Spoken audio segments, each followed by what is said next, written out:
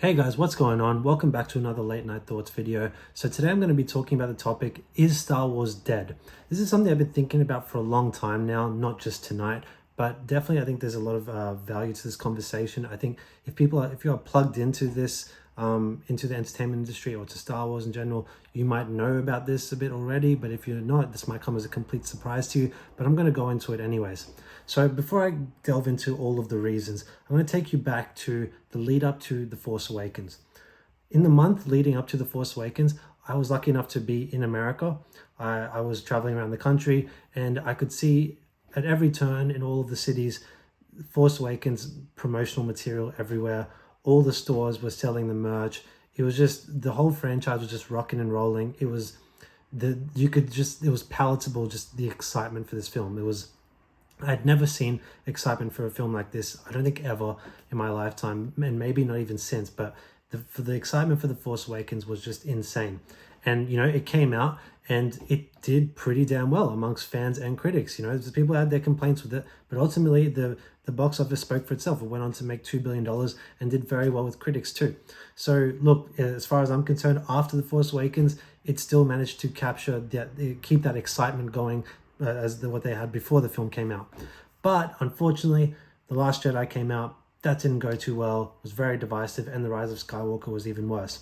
But the interesting thing about that is that, as I said, The Force Awakens got $2 billion, but then you go to The Last Jedi, only made $1.3 billion, and then The Rise of Skywalker, which is the culmination of the Skywalker saga. You think this should be the most important film that everyone goes out to see because it's the last time it's going to have anything to do with the Skywalker family. It barely made $1 billion. So right there, the franchise lost 50% of its audience from the first film through to the last in that span of only 4 years. And so that's insane to me when you consider just how much excitement and goodwill The Force Awakens had going with it and to the place it ended up in after The Rise of Skywalker. And that was just like a mess that you could see that Lucasfilm, Disney just wanted to walk away from.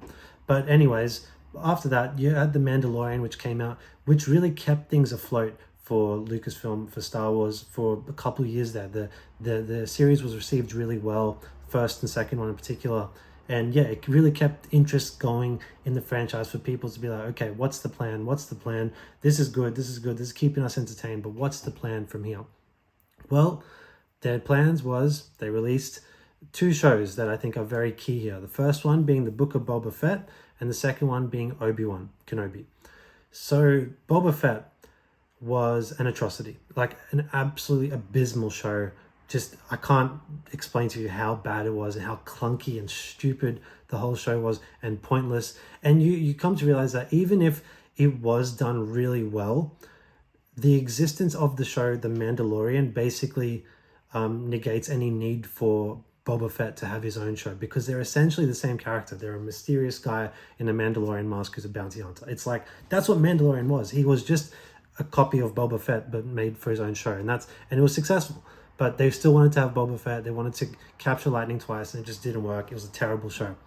But even that, as bad as the show was, nothing, in my opinion, did damage to the franchise of the TV shows unlike Obi-Wan Kenobi did.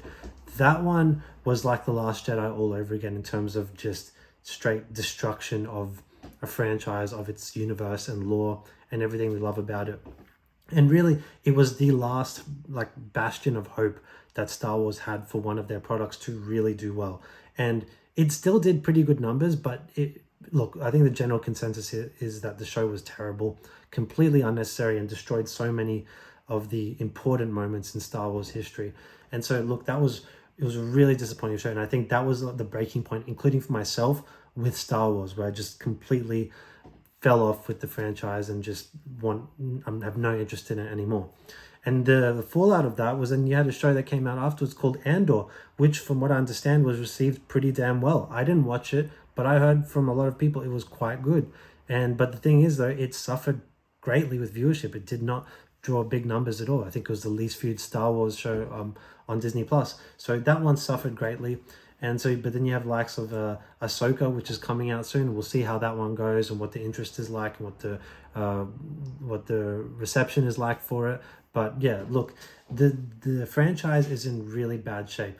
It's they've made mistake after mistake with this franchise of trying too hard to turn it into a girl's brand. And what I mean by that is, like, obviously they had starting off with Rey in the sequel trilogy, making her the main character. That's a direct appeal to women. They want to bring this new audience into Star Wars that was predominantly male. Instead of trying to pander basically, or respect their core audience, they basically said, no, we'll take you for granted. Let's just see if we can get this small minority of, well, not the small minority, but let's tap into this whole gender of women that don't really care much for Star Wars, at least not as much as men typically do. So it's like, why are you going to that extra effort to appeal to these people who are less likely to be interested in what you're making? So that, that blew my mind. But then they obviously continued that with Jyn Erso and Rogue One, which I thought was a good movie. But then you got, the likes of, you have Ahsoka coming out now, and then within all these Star Wars shows, you've got this build-up of all these female characters like Bo-Katan basically taking over from the Mandalorian within his own show.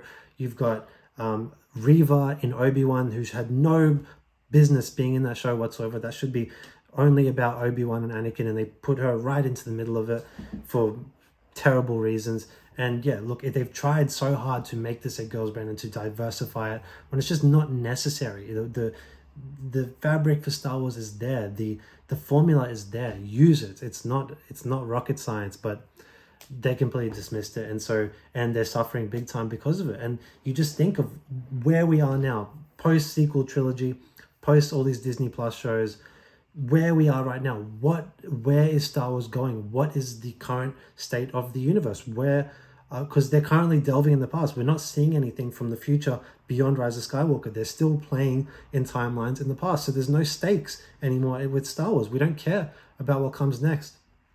And ultimately, Star Wars is about the Skywalker family. We can talk all day about how they try to expand the universe into all these different realms and different characters and whatnot. The core of Star Wars is the Skywalker. To me, that's how you continue the franchise. You do another 3, maybe in a few years' time, where it's the next generation of actual Skywalkers, not Rey Skywalker. And so, yeah, look, it's got a massive identity crisis at the moment, the franchise. It does not know what it wants to be. I think it knows what it needs to be, but it's refusing to be that, and it's trying to be something that it's not.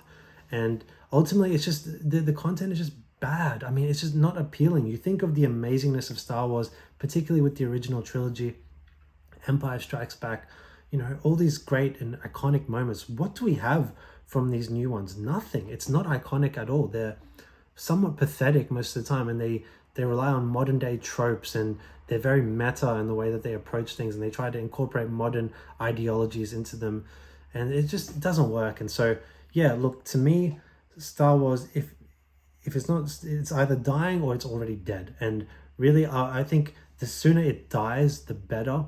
Whether that means they just never touch it again, I'd be happy with that. Or they need it to die so that then they can try and reinvigorate it. Start fresh, start it all over again. But different twist, obviously. And yeah, just go from there. So my current diagnosis, I think it's basically on life support. It could be saved by something incredible.